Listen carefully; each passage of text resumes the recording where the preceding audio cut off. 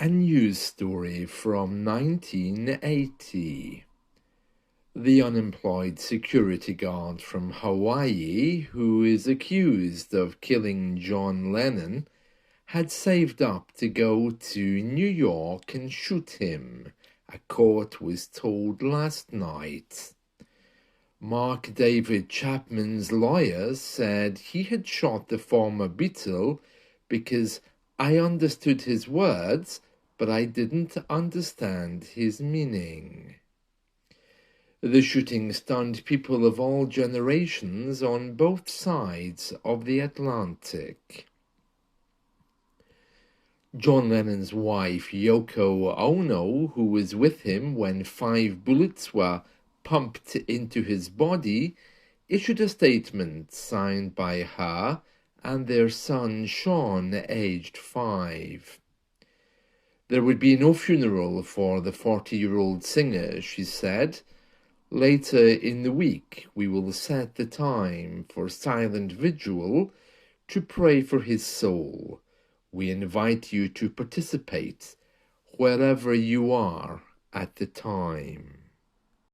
Chapman, aged 25, was appointed a lawyer by the court, and at the lawyer's request, he was transferred to hospital for a psychiatric examination after being arraigned on a charge of second-degree murder. Security at the courthouse was intense. Judge Martin Rettinger ordered that Chapman be placed under a suicide watch and kept away from other patients. Mr. Adlerberg, his lawyer, said that Chapman had twice tried to kill himself. Chapman's wife in Honolulu refused to talk to anyone. The director of community relations at the hospital, where he had worked for several years, described him as a quiet, conscientious, good worker and well-liked.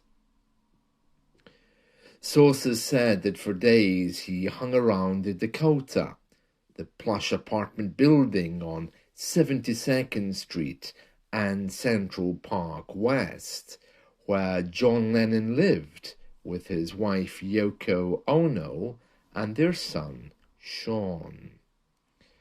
On Monday afternoon, when Lennon left his home, Chapman approached him asking for his autograph, and Lennon reportedly signed a record album for him.